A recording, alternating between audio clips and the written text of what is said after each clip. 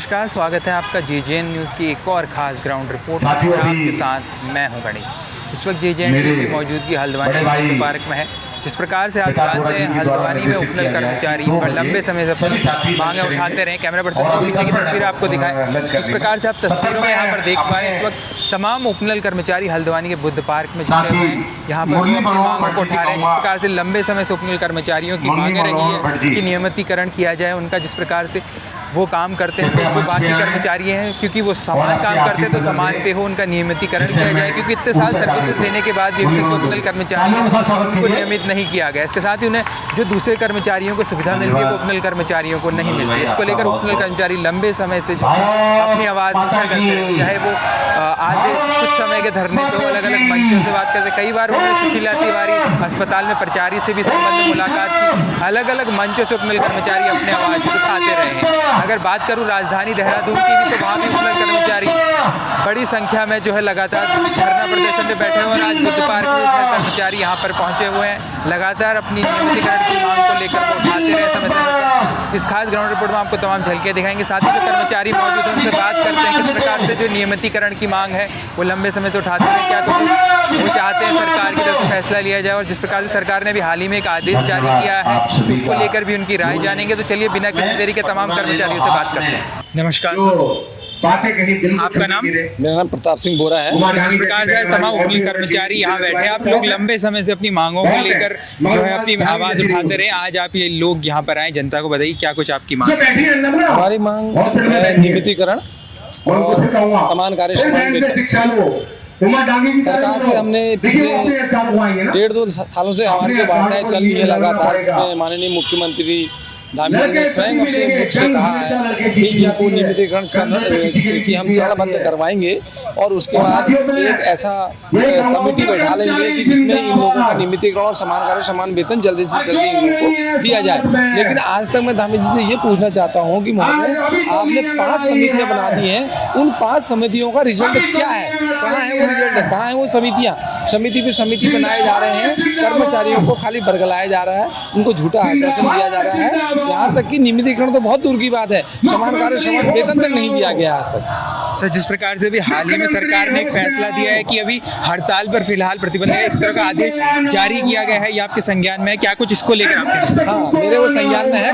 कल ही आया वो जी। उसमें सरकार ने एस्मा भी लगा दिया और कह रही कि नो वर्क नो पे। अगर ये तो हम भी जानते हैं नो वर्क नो पे होता है। हमने 56 दिन की हड़ताल करी, 78 दिन की हमने यहाँ पर हड़ताल करी। हमको आज तक कोई पैसा मिला? कोई पैसा नहीं मिला हमको आज तक। अगर इनकी हड़ताल होती, नेताओं की हड़ताल होती, तो ये अपना पैसा कहीं ना कहीं से मैनेज कर लेते, हमें कोई उसका पैसा नहीं मिला। और दूसरा जहाँ तक एस्मा का सवाल है, एस्मा नंबर 1 बात ये है कि एस्मा सरकारी कर्मचारियों पर लागू होता है।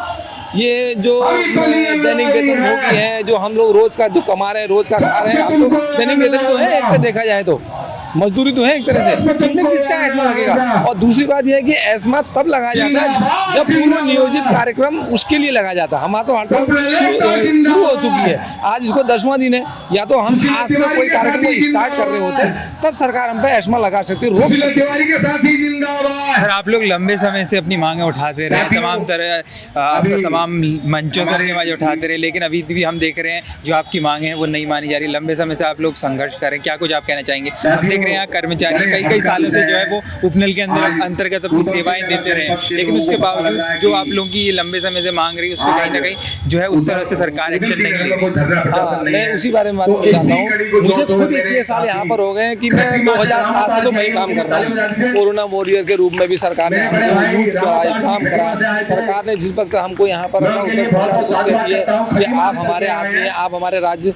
परसों की बात है, परसों मेरी वार्ता हुई थी माननीय मंत्री महोदय गणेश जोशी जी से और सचिव महोदय दीपेंद्र चौधरी सर से और विनय शंकर पांडे सर से, शैलेश भौगोलिक सर से, सबसे मीटिंग हुई। उसमें भी उन्होंने ये कहा आप राज कर्मचारी हैं। अरे काहे का राज कर्मचारी है भैया, बताओ।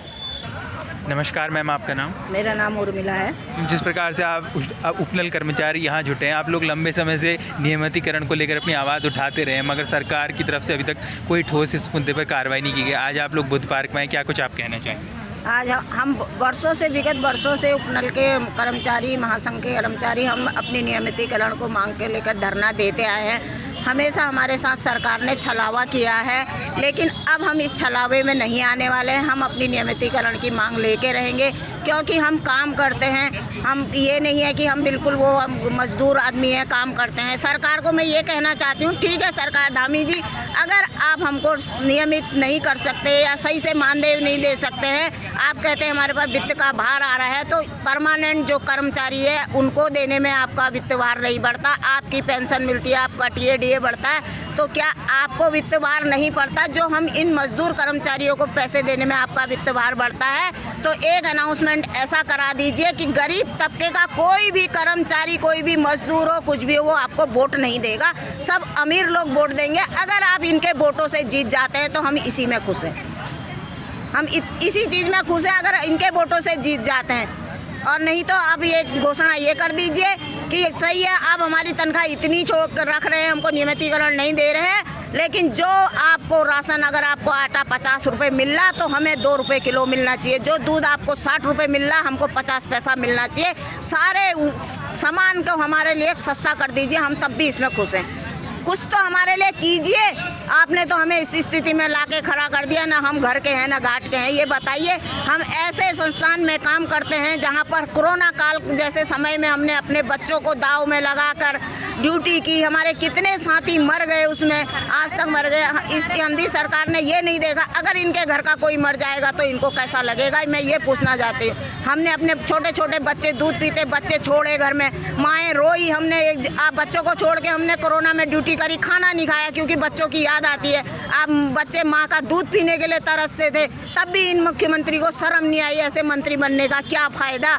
और रही है कोर्ट की बात, जब कोर्ट की बात ये नहीं मानते तो ये किसकी बात मानेंगे? इसका मतलब कोर्ट भी इनका खरीदा हुआ, सब कुछ इनके खरीदे हुए हैं, खुद मंत्री इनके खरीदे हुए हैं, तो क्या फ़ायदा ऐसे कोर्ट बनाने को? ऐसे राजा बनने का कोई फ़ायदा नहीं है। जो राजा अपने प्रजा की रक्षा ना कर सके, उस राजा को बनने का कोई अधिकार नहीं। नमस्कार सर, आपका नाम? मैं मोहन रावत। जिस प्रकार से आज तमाम उपमंडल के कर्मचारी आज बुधवार को यहाँ पर पहुँचे हुए हैं, क्या कुछ आपकी मांग है उसके बारे में बताइए। देखिए, हमारी एक सीधी सी मांग है।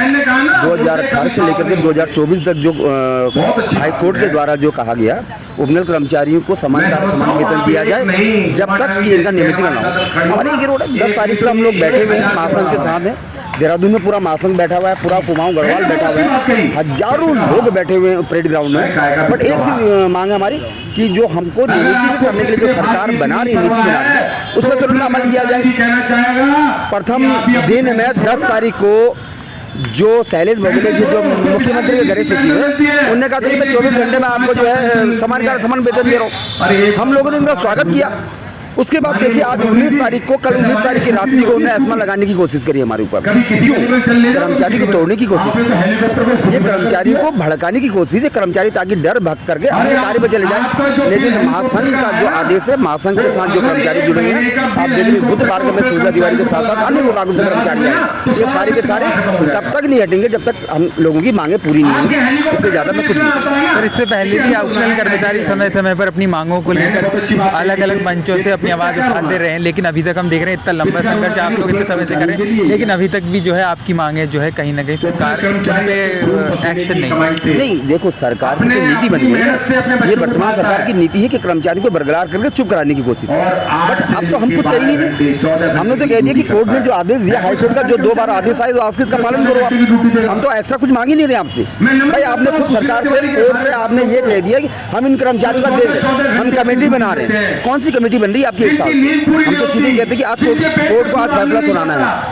कोर्ट ने 20 नवंबर को सरकार से फैसला मांगा है, रिजल्ट चाहिए मुझे और कुछ नहीं चाहिए। अब उनको देख रहे हैं, अगर उसमें कुछ अच्छा रिजल्ट निकला, महासंघ का क्या आदेश हो, उस हिसाब में हम काम करेंगे। हमारी तरफ से जो भी आदेश होगा, अग्रिम जो आदेश होगा, महासंघ का आदेश होगा, महासंघ के आदेश के बगैर हम कोई अपनी तरफ से कोई काम नहीं करेंगे। हाँ, नमस्कार। तो देखा आपने हमारी खास ग्राउंड रिपोर्ट में हमने तमाम उपमंडल कर्मचारियों से बात की और उनसे जाना कि क्या कुछ उनकी मांग है। विकास ने बताया नियमितीकरण का मुद्दा वो लगातार उठाते रहे, उपमंडल कर्मचारियों की मांग है सेम वर्क सेम पे उनको मिले, जिस प्रकार से अधिक कर्मचारियों को मिलता है उनको भी समान काम की समान तनख्वाह मिले, साथ ही उनको नियमित किया जाए। क्योंकि लंबे समय से जो तमाम उपमंडल कर्मचारी हैं वो कई सालों से, कोई 10 साल से, कोई 15 साल से, कोई 20 साल से सेवाएं बतौर उपमंडल कर्मचारी सुशीला तिवारी अस्पताल और तमाम अन्य जगहों पर देते रहे। इसी मांग को वो समय से उठाते रहे और इस संबंध में आज तमाम उपमंडल कर्मचारी यहाँ जुटे हैं ग्राउंड रिपोर्ट की स्टार्टिंग में मैंने आपको बताया देहरादून में भी उपनल कर्मचारी एक बड़ा विरोध प्रदर्शन कर रहे हैं, उसके अलावा तमाम जगहों पर उपनल कर्मचारी अपनी आवाज़ उठाते रहे हैं। ग्राउंड रिपोर्ट में हमने उनसे बात की और उनकी पूरी बात जानी। फिलहाल के लिए इस खास ग्राउंड रिपोर्ट से यहाँ से इतना ही। हल्द्वानी शहर उसके आसपास से जुड़ी ऐसी ही तमाम खास खबरें ग्राउंड रिपोर्ट्स के लिए आप बने रहिए जीजे न्यूज़ के साथ। अभी के लिए मुझे दीजिए इजाज़त। मैं गणेश अपने सहयोगी अंकुर के साथ, जीजे न्यूज़ हल्द्वानी।